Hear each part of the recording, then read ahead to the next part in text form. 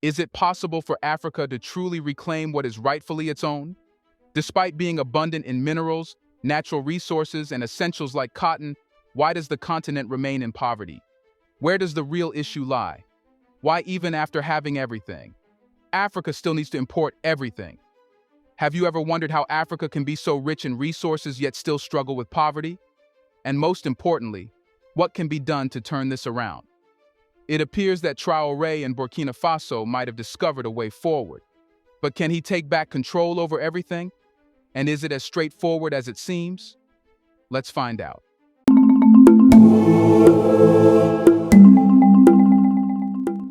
Africa, the richest continent in terms of natural resources, has historically found itself on the losing end of global trade dynamics.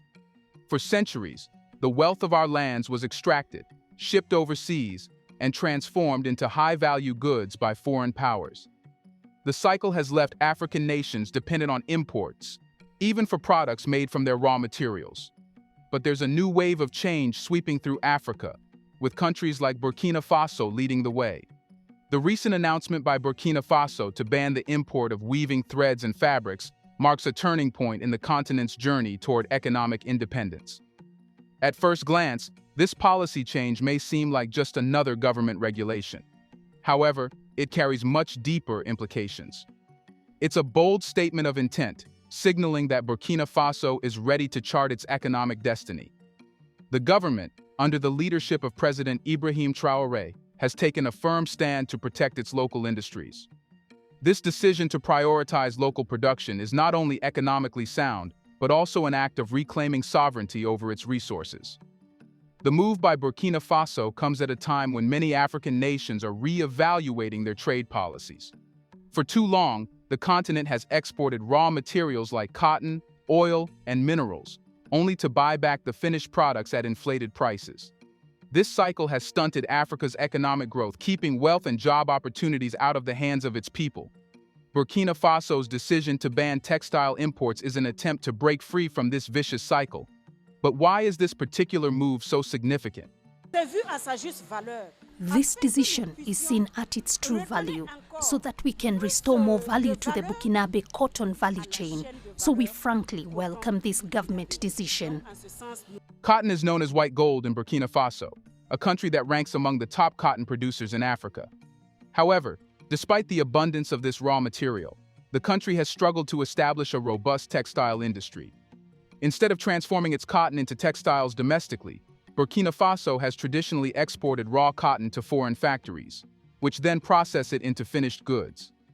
The profits from these finished products are largely captured by foreign companies, leaving Burkina Faso with only a fraction of the value. By restricting imports, the Burkinabe government is sending a clear message. It's time for the country to develop its textile industry. This policy is designed not only to create jobs, but also to build a self-sustaining economy that benefits local communities. The government's decision to ban weaving threads and fabrics is a call to action for Burkinabe artisans, entrepreneurs, and investors to step up and take control of the nation's economic future. Burkina Faso's bold initiative is part of a larger Pan-African movement to reclaim control over the continent's economic destiny. Across Africa, there is growing recognition that true independence cannot be achieved while we remain dependent on imports for our basic needs. The move to restrict textile imports is a microcosm of a broader push for economic self-reliance across the continent. As we look to the future, the question is no longer whether Africa has the resources to thrive, but whether it has the will to prioritize its industries. The significance of this policy extends beyond the borders of Burkina Faso. It is a statement to the world that Africa is no longer willing to be exploited for its resources.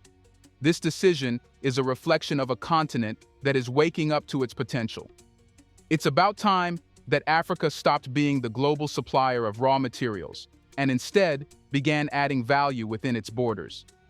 The reaction from Burkinabe citizens has been overwhelmingly positive. Many see this move as a long overdue correction to decades of economic policies that have favored foreign interests over local development. By focusing on building a robust textile industry, Burkina Faso is setting a powerful example for other African nations. It shows that with the right policies and the will to implement them, it is possible to transform an economy that has long been dependent on exports of raw materials. How will this impact Burkina Faso? Here's a reminder to please like and share the video, and subscribe to our channel to watch more videos on Black culture, history, civilization, and identity. Let's continue now. Burkina Faso's decision to ban the import of weaving threads and fabrics is more than just an economic policy. It's a strategic move to preserve and promote the country's rich cultural heritage. At the heart of this initiative is the recognition that the skills and craftsmanship of Burkinabe artisans are invaluable assets. For generations, the people of Burkina Faso have been known for their weaving and textile-making prowess, creating intricate designs that reflect their history, identity, and pride. By prioritizing local production, the government is breathing new life into these traditional crafts, which have been under threat from cheap, mass-produced imports. The centerpiece of this cultural revival is the traditional woven loin cloth, known as the Faso Dan Fani, a symbol of Burkinabe craftsmanship and pride. The Faso Dan Fani isn't just a piece of cloth, it's a representation of the nation's spirit, resilience, and creativity. For years, local artisans have been producing these exquisite fabrics using techniques passed down through generations. However, the influx of inexpensive textiles from abroad has made it difficult for them to compete, pushing many artisans to the brink of giving up their trade. By banning imports of weaving threads and woven fabrics, Burkina Faso is giving its local artisans a fighting chance. This move is a significant step towards restoring the dignity and livelihoods of the country's weavers, spinners, and tailors. It's about more than just economic independence. It's about preserving a way of life, honoring cultural traditions, and passing these skills down to the next generation. For Burkinabe artisans, this policy represents hope, a chance to continue their craft and see it flourish in a modern context. The government's emphasis on supporting local artisans is already bearing fruit. Since the announcement of the ban, there has been a renewed interest in traditional textiles among Burkinabe citizens. Markets are beginning to see an increase in demand for locally produced fabrics, and artisans are receiving more orders than they have in years. This shift is not just good for the artisans, it's good for the entire economy. When people buy locally made products, they are supporting small businesses, creating jobs, and keeping money circulating within the country. President Ibrahim Traoré's vision for the textile industry is clear: to create a value chain that benefits Burkinabe citizens at every level, from the cotton fields to the final product. By promoting locally made textiles, the government aims to create thousands of jobs, particularly for women who are traditionally involved in weaving and textile production. This is a critical step toward reducing poverty and empowering communities, especially in rural areas where job opportunities are scarce. But it's not just about jobs and economic growth. The ban on textile imports is also about fostering a sense of national pride. For too long, Africans have been made to believe that imported goods are superior to those made locally. This mindset has undermined confidence in our products and our ability to compete on a global scale. Burkina Faso's bold move is a reminder that the continent's greatest strengths lie in its traditions, culture, and people. By investing in local industries, we are reclaiming our narrative and proving that African craftsmanship can stand on its own.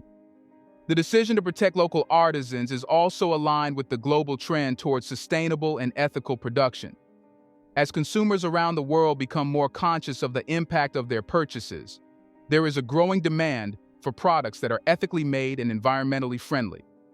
Burkina Faso's traditional textiles, which are handcrafted using natural materials, fit perfectly into this niche. By promoting these products, the country can tap into new markets and attract consumers who are willing to pay a premium for high-quality, sustainable goods. However, the journey to revitalizing Burkina Faso's textile industry will not be without challenges. The industry has been neglected for years, and many artisans lack access to the tools, training, and resources needed to scale up their production. The government will need to invest in modernizing equipment, providing training programs, and creating infrastructure to support the industry's growth. Additionally, partnerships with the private sector will be crucial to ensure that the necessary investments are made to expand production capacity. Despite these challenges, the opportunities are immense. The global market for textiles is worth billions of dollars, and there is a growing appetite for unique handcrafted products. By focusing on quality and leveraging the rich cultural heritage of its people, Burkina Faso can carve out a niche for itself in this lucrative market. The government's focus on building a sustainable textile industry also aligns with the growing demand for ethically produced goods, giving Burkina Faso a competitive edge. The success of this initiative will ultimately depend on the willingness of Burkina-based citizens to support their artisans. President Traoré has called on the people to choose locally made products over imported ones, urging them to wear the Faso Don Fani with pride. This call to action is about more than just supporting the economy. It's about embracing what it means to be Burkinabe. By choosing locally made fabrics, citizens are not only contributing to the economy, but also taking a stand against the exploitation that has plagued the continent for centuries. The message is clear. Burkina Faso is no longer content to be a supplier of raw materials. The country is ready to transform its resources into finished products that reflect the skill, creativity, and resilience of its people. By supporting local artisans and industries, Burkina Faso is laying the groundwork for a future where it controls its economic destiny. Now the question is, how would this impact the Western nations where these imports were coming from? Burkina Faso's decision to ban the import of weaving threads and woven textiles is a clear signal of the nation's intent to build self-reliance, but it also has significant implications for Western nations. For years, Western countries have relied on African markets, particularly Burkina Faso, as a key destination for their textile exports. The decision to halt these imports will inevitably disrupt the trade dynamics that Western manufacturers have enjoyed, forcing them to rethink their strategies in the region. Western textile companies have long benefited from the ability to export finished goods to African nations, where local production capabilities have traditionally lagged. For decades, this arrangement allowed Western nations to profit from processing African raw materials, such as cotton, into high-value textiles, and then selling these finished products back to Africa. Burkina Faso's new policy effectively cuts off a steady revenue stream for these exporters, who will now face a reduced market for their goods. The immediate effect on Western manufacturers will be a decline in exports to one of their established markets. Many of these companies have relied on Burkina Faso as a consistent buyer of finished textiles, particularly woven fabrics and threads, which they could sell at a significant profit. By enforcing this ban, Burkina Faso is sending a clear message. The days of using African nations as dumping grounds for excess Western products are coming to an end. This move disrupts the traditional model of extracting value from African resources and then selling processed goods back to the continent at a premium. Additionally, this ban is likely to have a ripple effect on supply chains. Western businesses that have built their logistics and production models around exporting to Burkina Faso will need to adapt quickly.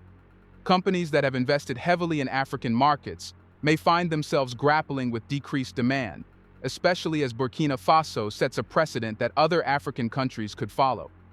This could lead to broader challenges for Western exporters if other nations decide to prioritize their industries over imported goods. Beyond the economic impact, there's a deeper message for Western governments and corporations. Africa is no longer willing to be just a supplier of raw materials or a passive consumer of foreign goods. Burkina Faso's decision reflects a growing movement across the continent to take control of its economic destiny, reducing reliance on imports and focusing on local production. For Western nations accustomed to having a foothold in African markets, this shift represents a potential loss of influence. Western textile companies may also face increased scrutiny and competition as Burkina Faso focuses on building its local industry. By promoting its domestic textile sector, Burkina Faso is effectively telling the West that it's time to invest in Africa in a way that benefits both sides rather than simply extracting value. Companies that fail to adapt to this new reality may find themselves edged out of a market that is increasingly prioritizing self-sufficiency and local economic growth. Moreover, the ban disrupts the flow of cheap textiles that have flooded African markets, often at the expense of local artisans and manufacturers. For years, Western-produced goods have been able to dominate African markets due to lower production costs and economies of scale. However, Burkina Faso's move to ban these imports is a direct challenge to this model. It levels the playing field, allowing local producers to thrive without being undercut by cheaper, mass-produced imports from abroad. Instead of viewing the continent solely as a market for finished goods, Western businesses will need to consider partnerships that promote local production and transfer of technology. Failure to do so could mean losing access to one of the fastest-growing markets in the world, as more African nations adopt policies that prioritize local industry. Now the question is, will Burkina Faso end all sorts of trade with the West? While Burkina Faso's ban on the import of weaving threads and woven textiles is a bold step towards self-sufficiency, it doesn't necessarily mean the end of cooperation with Western nations. This move opens up new avenues for innovative partnerships that can benefit both Burkina Faso and its international trade partners. The question now is whether a mutually beneficial middle ground can be found. One that not only supports Burkina Faso's vision for economic sovereignty, but also keeps foreign businesses engaged constructively. The concept of a win-win solution hinges on a shift from the traditional model where Western companies simply export finished goods to Africa. Instead, they could explore avenues that align with Burkina Faso's goals of building a robust local textile industry. This could involve investments in local manufacturing facilities, technology transfers, and skills development that empower Burkinabe artisans and producers.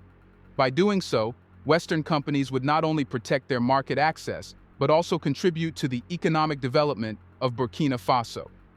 One potential area of collaboration is the co-establishment of textile production hubs within Burkina Faso. Western companies, instead of exporting finished products, could invest in joint ventures that focus on the entire textile value chain, from spinning thread to weaving fabric to producing finished garments. Such partnerships would create jobs, foster knowledge transfer, and ultimately boost the quality and competitiveness of Burkinabe textiles on the global stage. Western firms could gain access to a skilled and dedicated workforce while benefiting from lower production costs, all while adhering to Burkina Faso's emphasis on local value addition. A key part of this middle ground could involve technology sharing. Western textile manufacturers possess advanced machinery and processes that could greatly enhance the efficiency of Burkina Faso's textile sector. By transferring this technology and providing training programs, Western partners can help Burkina Faso modernize its industry without threatening the livelihoods of local artisans. This approach could create a sustainable textile industry in Burkina Faso that is both competitive and aligned with the country's cultural heritage. Moreover, a focus on sustainability presents another opportunity for collaboration. As global consumers become increasingly conscious of the environmental impact of their purchases, there is a growing demand for sustainable and ethically produced textiles. Burkina Faso, with its rich tradition of producing cotton and handcrafted textiles, is uniquely positioned to meet this demand. By partnering with Burkina Faso to produce eco-friendly textiles, Western companies can tap into this growing market segment while supporting sustainable development in Africa. To achieve this win-win scenario, however, both sides will need to make concessions. For Burkina Faso, it may involve selectively opening its markets to Western companies that are willing to invest in local production and technology transfer. In return, Western companies would need to rethink their business models, moving away from purely extractive practices and toward investments that prioritize local development and capacity building. Another potential middle ground is the development of special trade agreements that benefit both parties. For instance, Western nations could offer preferential trade terms for textiles produced in Burkina Faso, making it easier for locally made products to enter their markets. In return, Burkina Faso could allow limited imports of certain textile components that are not yet feasible to produce locally, thus enabling its industries to grow while maintaining strategic control over its economy. There's also the potential for collaboration on marketing and global outreach. Western companies can leverage their established networks to promote high-quality, authentic Burkinabe textiles in global markets, particularly in regions where African craftsmanship is highly valued. This could create new revenue streams for both sides while giving Burkina Faso's textile industry a strong foothold in international markets. Imagine seeing Burkinabe fabrics not just in local markets, but showcased in fashion hubs like Paris, New York, and Milan. Ultimately, finding a middle ground requires a shift in mindset. It's no longer about one side profiting at the expense of the other. Instead, it's about creating a partnership where both Burkina Faso and its international trade partners can thrive. Western businesses must recognize that the era of one-sided trade is coming to an end, and Burkina Faso, on its part, should be open to partnerships that respect its sovereignty and economic goals. The path forward is not without challenges, but it is certainly possible. If done right, this approach can transform Burkina Faso into a model of how nations can achieve economic independence while still engaging with the global economy on their terms. It's a new kind of partnership, one built on respect, mutual benefit, and a shared vision for a prosperous future. In the end, it's not about turning away from globalization, but about redefining it. It's about ensuring that Africa's resources, creativity, and labor benefit Africans first, while also creating opportunities for those who are willing to engage with the continent in a fair, respectful, and sustainable manner. Do you think Burkina Faso should at least not collaborate till the West stops keeping a slave-master relationship? Let us know in the comment section. Do you support this decision? Do you want to watch more videos like this one? If so, subscribe to our channel and press the bell icon next to it. We have decided to bring videos on something nobody talks about: the Black culture, civilization, history, and evidence about how glorious Blacks have been. Thanks for watching, and until the next video, stay tuned.